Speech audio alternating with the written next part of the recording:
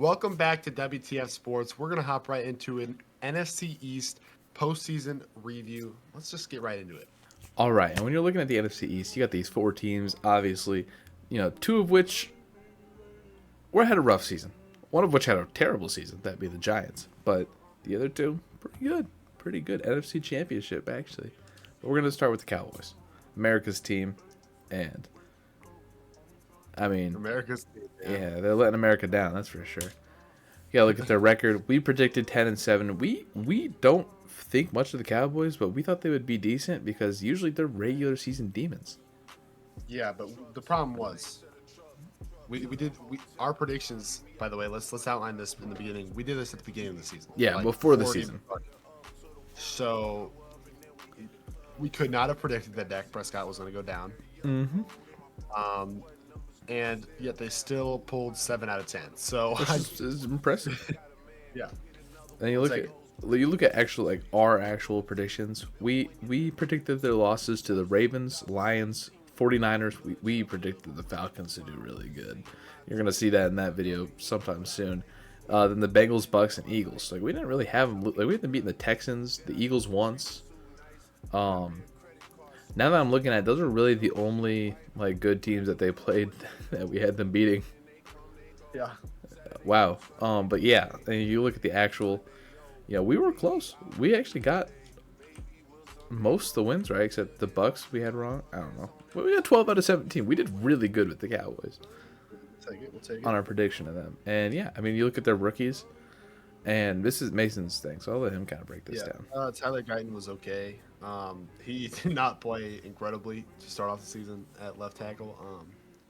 But Marshawn Nealand, I don't even know if I ever heard of him before that. And all these other guys are sort of like rotational guys, so it's not like their rookie class was very impactful this season. So, not necessarily. Yep. And then, what looks good with this team? Their defense, their special teams sometimes. Brandon Aubrey, though. Brandon Aubrey looked great. The defense, especially sometimes, because their secondary was pretty bad. They got demolished when they were out there. Just for example, week 2 against the Saints, or against the Lions at home, or against the Commanders, or there's a lot of examples. I don't know how else to say it, but their defense, the only bright spots are DeMarcus Lawrence and Micah Parsons, who might be leaving soon, anyways. I foresee him getting traded because the Cowboys cannot pay him. No, I don't know how they pay him in the first place. So, and then Brandon Aubrey, I think he's the best kicker in the league. I don't think that's an overstatement. So he looks great, and literally other than that, I don't know what looks good. Their offense looks like a mess, and now they're gonna have a guy who hasn't called a play. He's their head coach for a long period of time, and needs to be their head coach. Yeah, speaking of that comes into here, right? What went wrong? Their run game didn't exist. They couldn't run the ball. Injuries. I would argue injuries was their biggest problem. Yeah. Trayvon Diggs went down with a torn Achilles or torn ACL. Dak went down with a torn Achilles, I think. Just crazy stuff. It was their worst enemy this season. Yeah. And then their pass game suffered because of that. Yeah. Cooper Rush was not great for the first couple weeks. And now they hired Brian Schottenheimer, so we'll see how that goes. Yeah. But I want to emphasize their run game was probably their biggest issue because, we need a running back. No, we don't. Let's sign Zeke Elliott and Dalvin Cook. 2 old dudes, and hope that they get it done. So I don't know what their plan was. Jerry Jones is kind of awful at his job. But then, moving on to our next team, we have the Giants, which when you look at horrible GMs or owners, GMs, they take the cake. No one's going to pay Saquon that money. Oh, he got a ring with our division rival? Oh. Yeah, it's just sad. We actually predicted we were too kind. Yeah. we went 5-12. They were 3-14. So we had them beating the Vikings. No no one really thought the Vikings were gonna do good. We had them beating the Eagles. That one makes no sense to me. Well, okay, we hadn't beaten the Eagles in the season, so we were thinking like, oh, well, the Eagles will be. Oh yeah. They were gonna take that last week off. Yeah, that was. Like we said, we didn't realize that the Giants were gonna be that bad. All right. And also, I do want to add, the Eagles did take their starters out for the last week. Exactly. Like we didn't expect them to be that bad. Like can't even beat the second string. And surprise, surprise. Actually, we literally got none of the wins right. Yeah. They beat the Colts, They beat the Colts and the Browns, and then, I mean, they lost the other games that we had them winning. He's ignoring the awful loss his team took against like the third worst team in the. Yeah, it's crazy because that would have put us in the playoffs if we won that.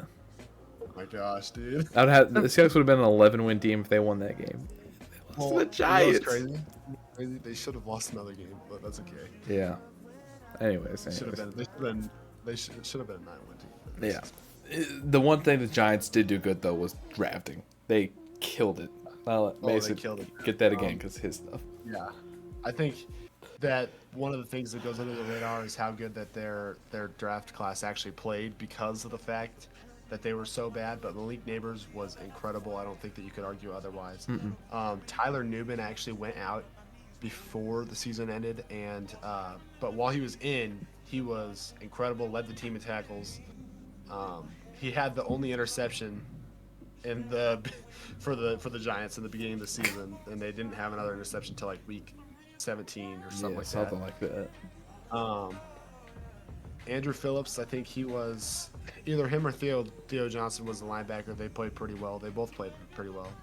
And Tyrone Tracy, actually for the running back draft class this year, was probably number 2, honestly, in rookie. Yeah. Rookie running backs. Because we all know who number 1 is. Pretty good. It looks pretty good. So I'll give him that. I'll give him honestly an overall A- draft class. Yeah. Like it's darn good. So yeah, they did that right. And you know, I mean, like it's not like they could have just re-signed some running back or something and not have to worry about drafting one. But you know, anyways, what looks good? They're rookies, and that's it. That's all. Literally nothing else looks good about this. Everything else that could have went wrong for the Giants went wrong. All right. So yeah, it's just. I don't know what else to say because these 3 are the 3 I talked about the most. Malik Neighbors, Tyrone Tracy, and Tyler Nubin. All incredible players in my opinion, and have very bright futures. So yeah, especially Neighbors. He was. I would like to say he's the best wide receiver out of this draft class. Yeah, obviously we have a lot more to prove out of all of these guys. I think that the Cardinals misused Marvin Harrison Jr., but that's just me. Yeah. Anyways. Yeah. Moving on. We'll talk about that. With what went wrong. We kept this one plain and simple. Everything. Yeah, everything went wrong. I mean, you cut Daniel Jones in the middle of the season. After paying him ungodly amount of money.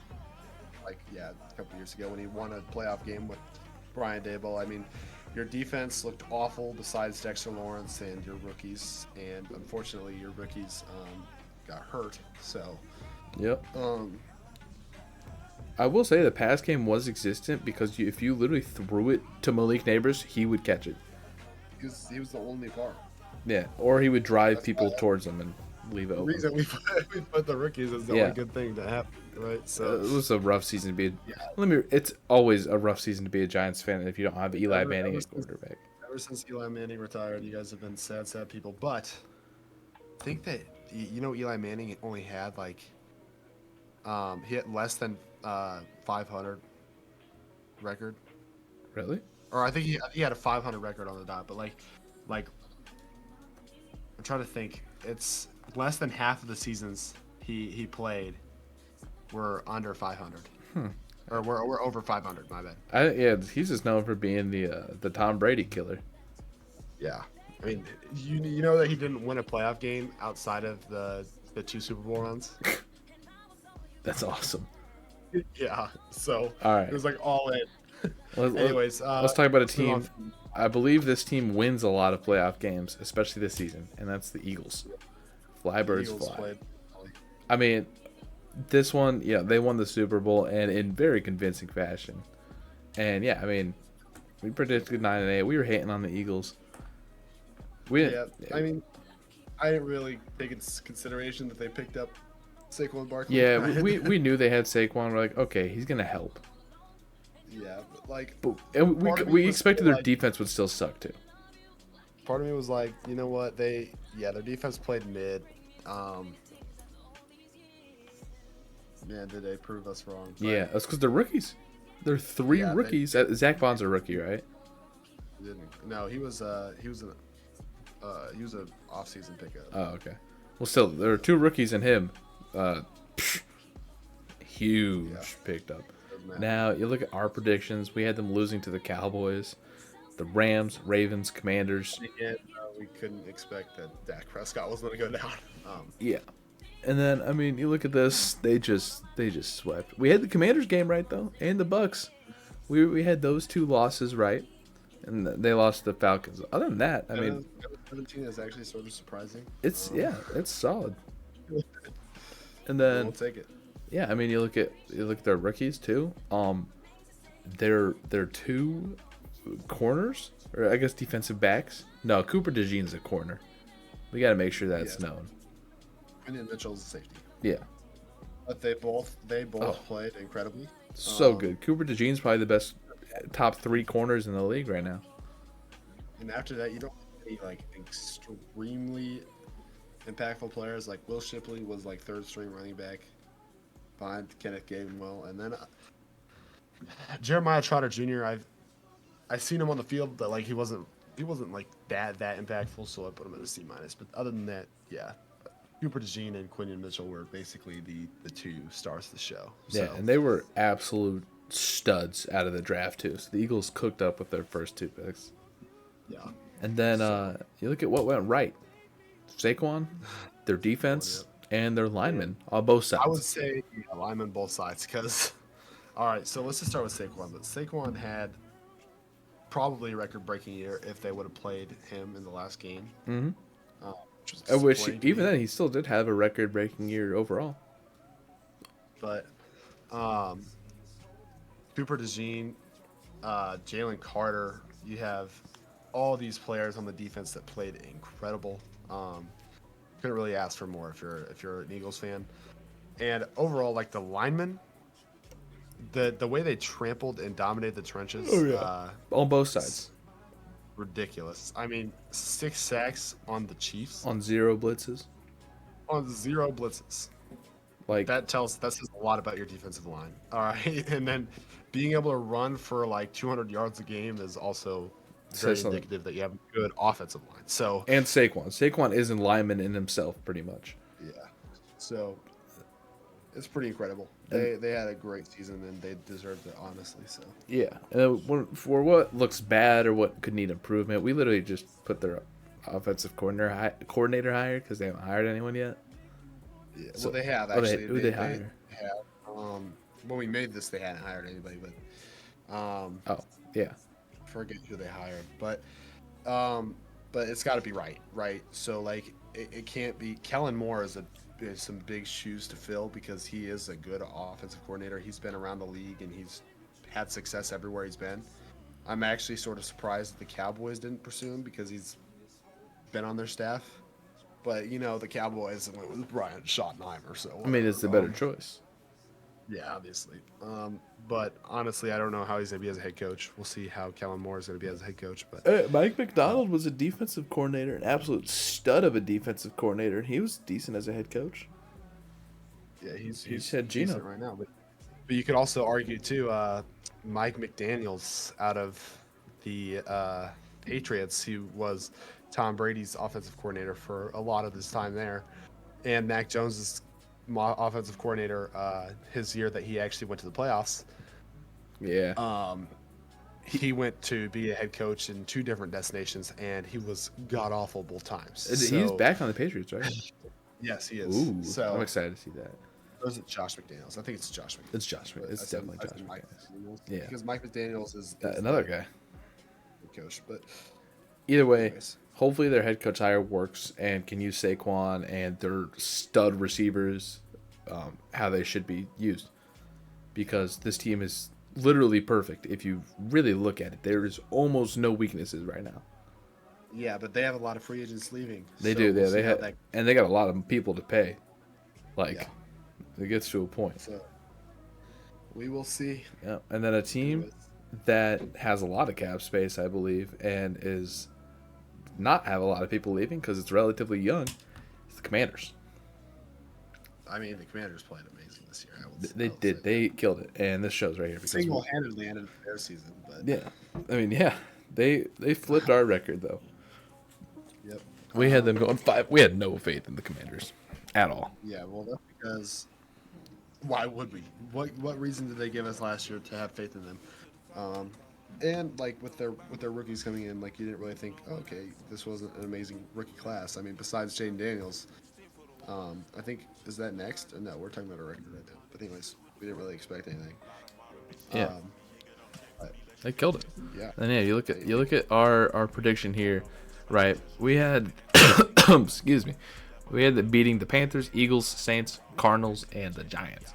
Right? No crazy hitters. Eagles is really the only one, and then you look at what they did. They went out there and just I mean, we got all the losses, right?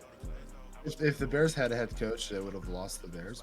But yeah, probably. Okay. But yeah, I mean, I don't know what you can say. The Commanders killed it. You look at their rookies too; they honestly killed it here too. Yeah, I would just say two players.